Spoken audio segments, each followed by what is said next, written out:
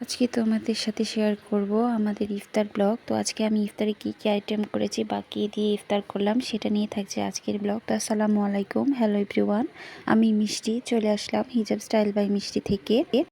তো চলো আজকের ব্লগটা শেয়ার করা যাক। আর প্রথম থেকে শুরু করি। তো ফার্স্টে আমি এখানে নুডলস রান্না করব। তার জন্য একটু এখানে আমি আলু কেটে নিয়েছি, তারপর নিয়ে নিয়েছি পেঁয়াজ কুচি, রসুন কুচি, কাঁচামরিচ কুচি, সাথে নিয়ে নিয়েছি 4টা ডিম।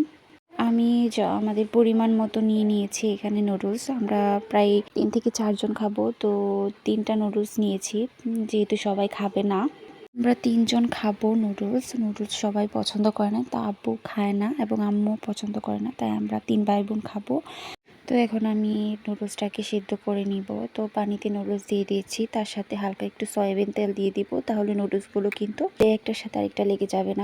তো এখন আমরা এটাকে ভালো করে সিদ্ধ করে নিব। তারপর আমি কড়াইয়ে থেকে এটাকে নামিয়ে নিব। তো আমি এটাতে কিন্তু পানি পানি রেখেছিলাম। এখন আমি 4টা ডিম একসাথে ভেজে নিব। তো ভেজে এরকমভাবে হালকা তেল দিয়ে এবং লবণ দিয়ে এভাবে আমি এটাকে ভেজে নিব। তো এটা ভেজে জাস্ট একটা প্লেটে নামিয়ে রাখবো। তো তোমরা ওইভাবে কিন্তু মুচমুচা করে ভাজতে পারো, তাহলে নুডলসে দিলে কিন্তু নুডলসটা অন্যরকম টেস্ট হয়। যেহেতু আমি আজকে একটু অন্যরকম করে রান্না করব, তার জন্য এটার সাথে আমি একটু পাঁচফোড়ন এবং ধনিয়া গুঁড়ো দিয়ে দিচ্ছি। যারা একদমই ডিমের স্মেল পছন্দ করে না, তারা এটাতে হালকা জিরে গুঁড়ো, পাঁচফোড়ন গুঁড়ো বা ধনিয়া গুঁড়ো দিয়ে এটাকে ভেজে নিলেই হবে। এখন আমি ডিমটাকে নামিয়ে এখানে তেল দিয়ে পেঁয়াজ কুচি, রসুন কুচি আর কাঁচামরিচ কুচি দিয়ে কিছুক্ষণ ভেজে নেব।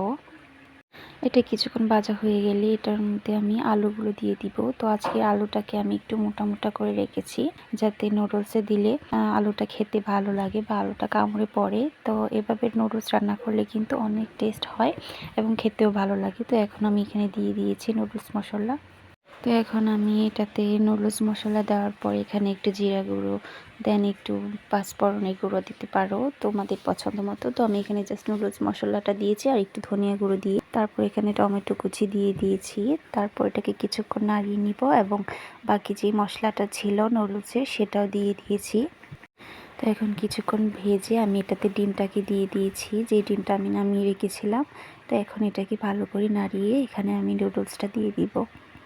এখন নুডলসটাকে নামিয়ে আমি এখানে ইফতারের জন্য কিছু ধনিয়া পাতা কুচি করে নিব, তার সাথে কিছু শসা কুচি, দেন পেঁয়াজ কুচি এবং কাঁচামরিচ কুচি করে রেখে দিব মুড়ি মাখানোর জন্য। তো ইফতারের আইটেমে নুডলসের সাথে কিন্তু মুড়ি মাখাও থাকবে, মানে ইফতারি থাকবে, যেটা হচ্ছে বেগুনি, আলুর চপ, বুট মানে ছোলা বুট, তারপর আলুর চপ থাকছে, দেন হচ্ছে বড়া, এগুলো মাছ থাকবে, তারপর বুন্দিয়া, তারপর হচ্ছে জিলিপি, এগুলো থাকে। আজকে জিলিপি নেই যেহেতু, তো এগুলো দিয়ে ইফতার করব। তো এখানে আমরা ইফতারের জন্য সব কিছু সার্ভ করছিলাম। তো এই হচ্ছে আজকে মুড়ি ইফতারি আইটেম। তো এখানে মুড়িগুলো ভালো করে মাখিয়ে নিচ্ছি। তো তোমাদের কাছে আমার ব্লগগুলো ভালো লেগে থাকলে অবশ্যই কমেন্টস করে জানাবা, এবং কি কোন জায়গা থেকে ভিডিওটা দেখছো অবশ্যই কমেন্ট সেকশনে কমেন্টস করতে ভুলবা না। আর ভালো লাগলে একটা শেয়ার করে দিবা। ধন্যবাদ সবাইকে।